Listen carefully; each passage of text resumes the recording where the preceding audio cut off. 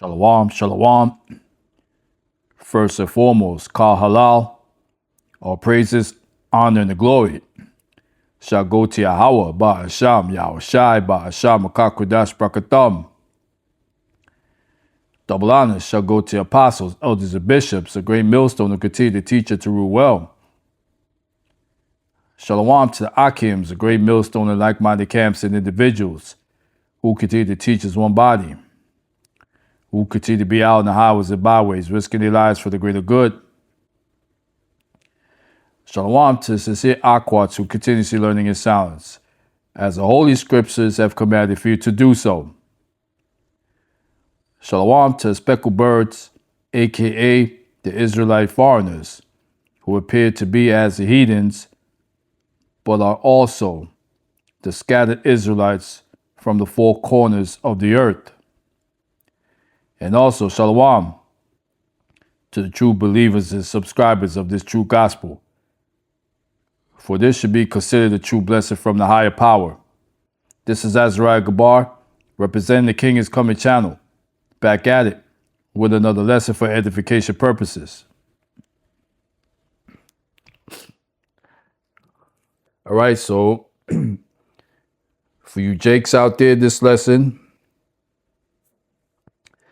is definitely for you guys, because we're definitely living in a time of wickedness that's reaching into the heavens, like biblical prophecy says. True wickedness. So anytime you use those two words, true wickedness, you have to equate those words to Esau, Edom. And in parentheses, the Amaleks, or the Amalekites as well. All right? So we're going back in time once again to that C19 era from 2019, 2020, and I believe up to 2021. So the truth is coming out more and more. So the title for my lesson today will be simply The Wicked. That's it, the wicked. And what you see here on your screen, you see now the title for this video is Epstein Gates were setting up C19. Economists' explosive claims about pandemic shocks everyone. All right. So that C19 plandemic, because this was planned. You heard? So this video is going to confirm this. It didn't just come out of nowhere and willy-nilly. This was planned by the elites. All right? So this is about a 15-minute long video, so I'll play it in its entirety and then pull up some powerful precepts. So before I do so, fair use of the 1976 Copyright Act. For this video is strictly for education and edification purposes only. I'm not making a dime off of this video. All right, so play the video and then pull up my supporting precepts as always. All right, let's go. The Central Banks imposed a fake pandemic. You know that story. People like Jeffrey Epstein, it's now public record, were involved as early as 2017 in setting up the scheme of this great pandemic for some investors to make a fortune, such as Bill Gates. Epstein and Bill Gates discussed, matter of public record, of how to get rid of the poor people. The centralization of power into fewer hands is not a good trend. Fascism was about the concentration of power. Communism was about the concentration of power. Any dictatorship wants to concentrate power. Now, what's the justification for this? They will come up with stories, but when you look at the politics, it's very clear. In our day and age, and where we live, the politics is not convincing, because actually the opposite should happen. We claim to be fans of democracy. That means equal rights for people, participation of people in the decision-making process, not one-way diktats from above by central planners. Now, the politics is clear. There's no justification for this, but they're selling it as on the economics. What about the economics? Well, the economics is also very clear. There's no justification for centralization, even in the economics. What is the economics? Well, in order to have both democracy and economic success and prosperity, we need decentralization. The principle of decentralization, it's also known as the principle of subsidiarity, officially subscribed to, where we are, by Brussels, but of course in reality ignored almost all the time, is about delegating power and decision-making, the actual decision-making, to the lowest possible level, wherever possible.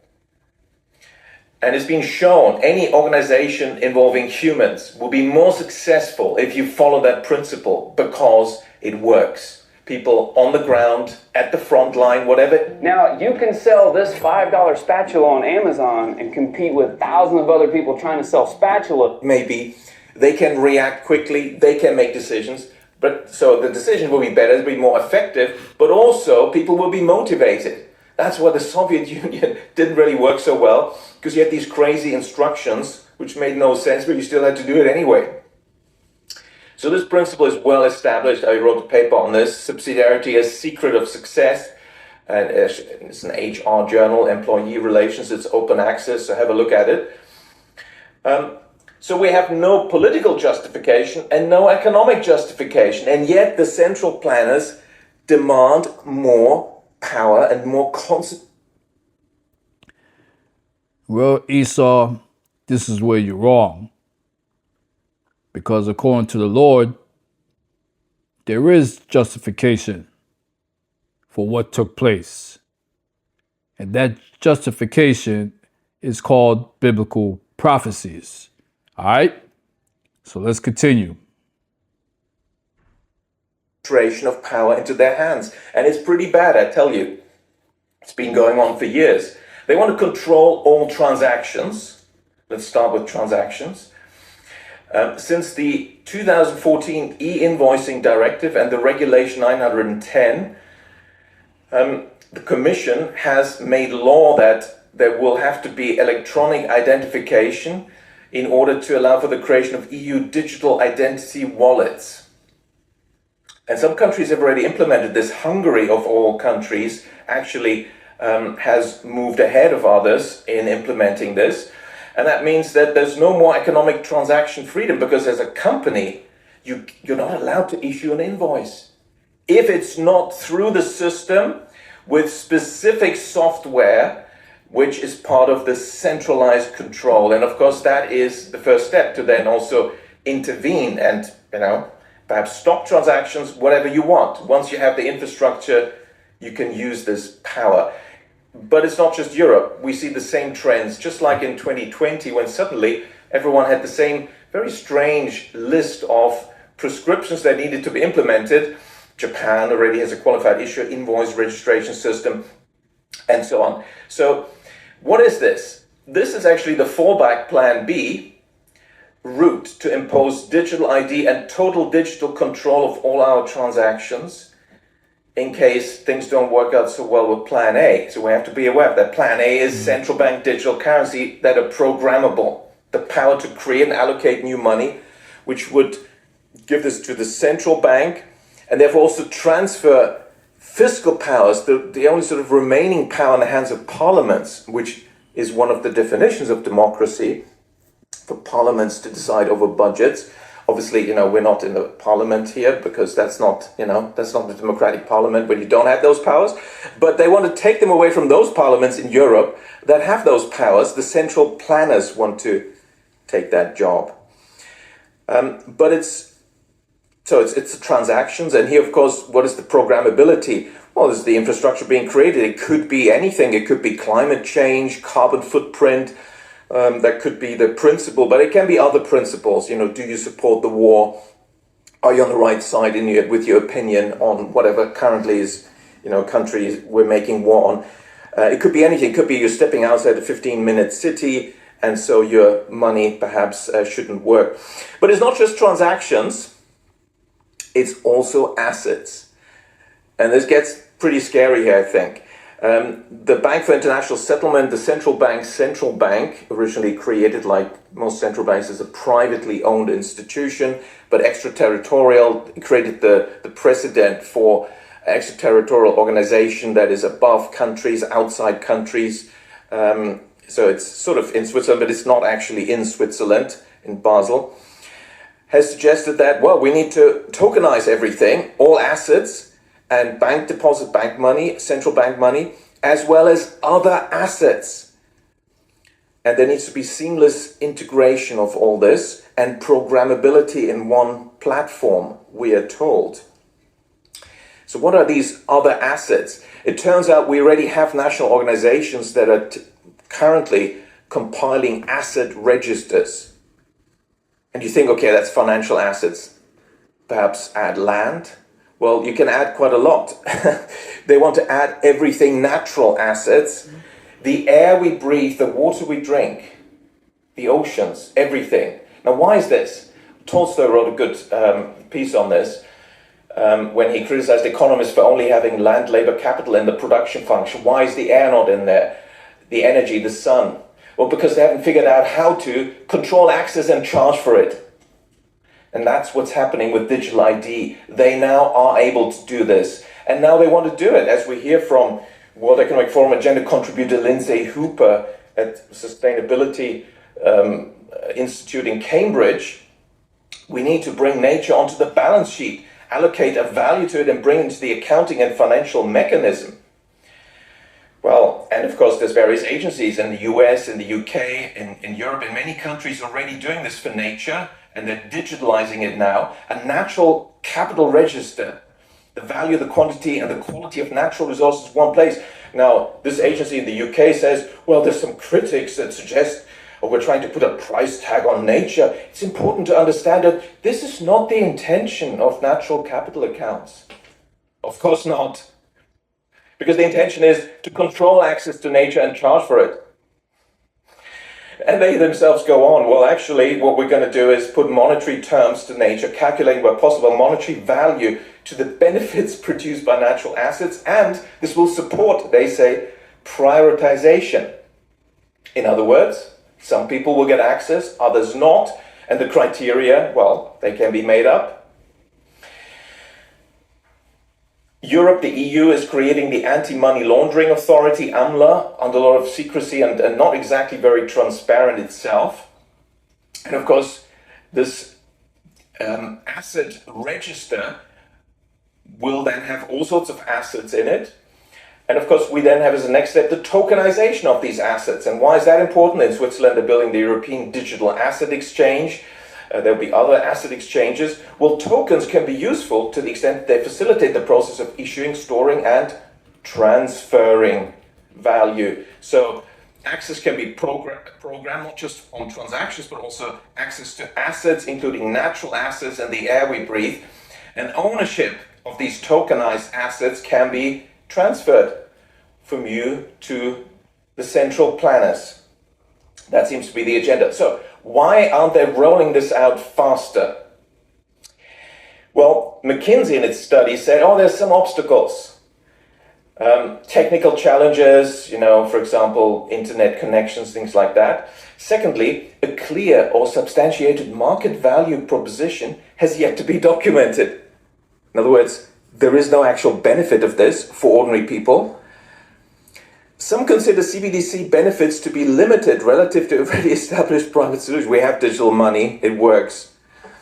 And thirdly, I'm still quoting McKinsey, trust remains a hurdle for a meaningful share of citizens and system participants to accept this, who question the motives behind CBDCs, often suspecting governments of aiming to monitor or restrict financial activities.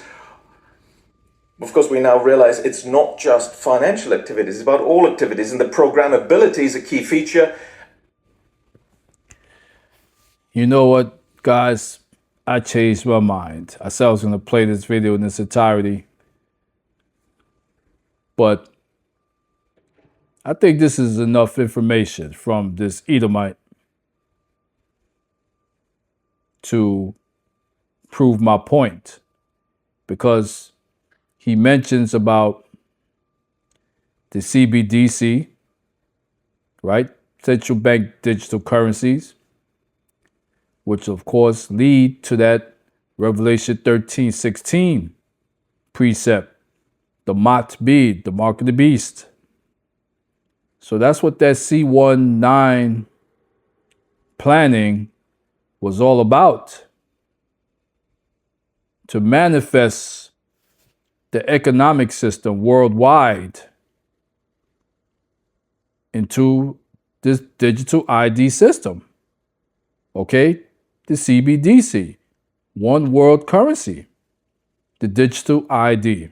You heard? So, for you Jakes, be ready. I said it before and I'll say it again. Be ready for what's about to come down. As a matter of fact, you had this Akim, this brother, GMS Ibar Yahawada, shalom to you, brother. He had a video produced the other day which revealed that these ICE detention camps are now microchipping the inmates. So this microchipping has already begun. Revelation 13:16. So with that and this World War III expanding, the prophecies are picking up very fast, very fast. So our kingdom is much nearer than we believed. All right, so let's go to the scripts. Proverbs 4:14. It reads, "Enter not into the path of the wicked." Again, the wicked. Who would that be? Esau, Edom, but mainly these Amaleks, the elites that's running this world right now. "And go not in the way of evil men." Verse 15. "Avoid it, pass not by it, turn away or turn from it, and pass away."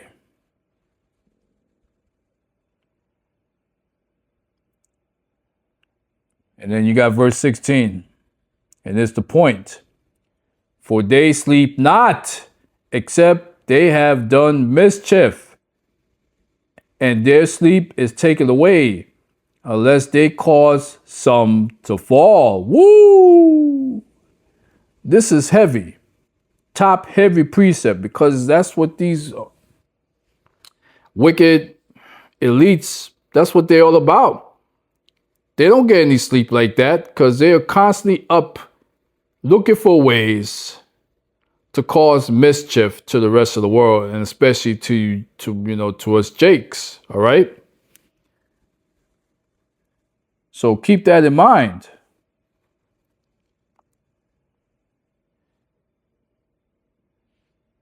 And then of course you got this precept here, Ecclesiasticus or Sirach 12:10. "Never trust thine enemy, for like as iron rusted, so is his wickedness." Woo! So again, Slakia, like I said at the beginning, when you use those two words, the wicked,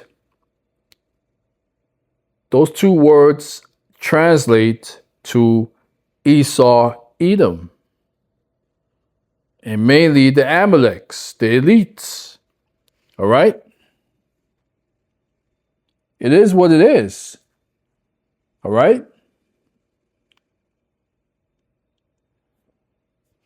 So speaking of Amaleks, Numbers 24:20, and it reads, "And when he looked on Amalek, he took up his parable and said, Amalek was the first of the nations, but his latter end shall be that he perish forever.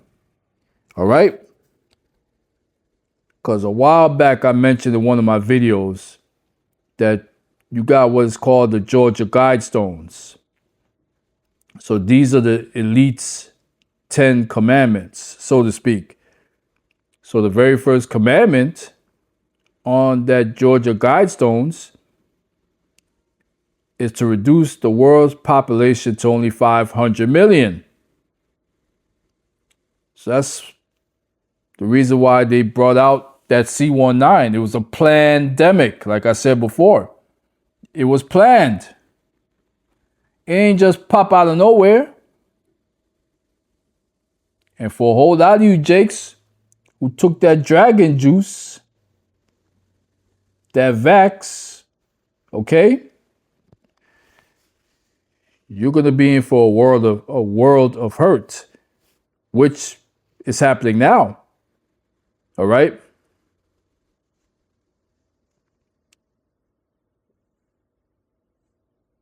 So we get to the book of Obadiah 1:7, and it reads, all the men of thy confederacy or alignment have brought thee even to the border.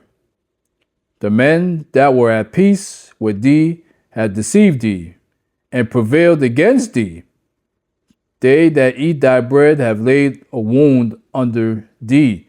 There is none understanding of him. And this is Esau, Edom, all the way.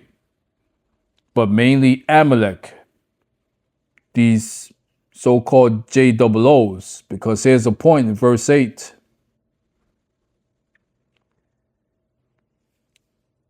Shall I not in that day, saith the Lord, even destroy the wise man out of Edom, and understanding out of the mount of Esau. Woo! All right. So you got Amalek, who's the grandson of Esau, Edom. But these are the elites. You know, they're in charge right now. Amalek. But that's why the Lord says he's going to even destroy the wise men out of Edom. And that will be those Amaleks. Period.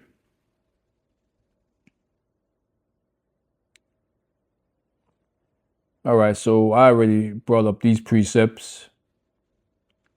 But let's get to this. That's why I said the whole lot of you jakes that took that dragon juice, all right, you guys are in a world of hurt. Because according to this imagery you see here, it reads, Supreme Court no longer legally classifies mRNA C-19 vaccinated individuals as human. Ooh. Real talk. Because I did a video some time ago. And, you know, I think that the name of that lesson was C-19 deletions are 3 times more than it was reported. All right. So, again, with those vax, you got the nanobots. That's the DNA of Esau that you jakes inherited. When you guys,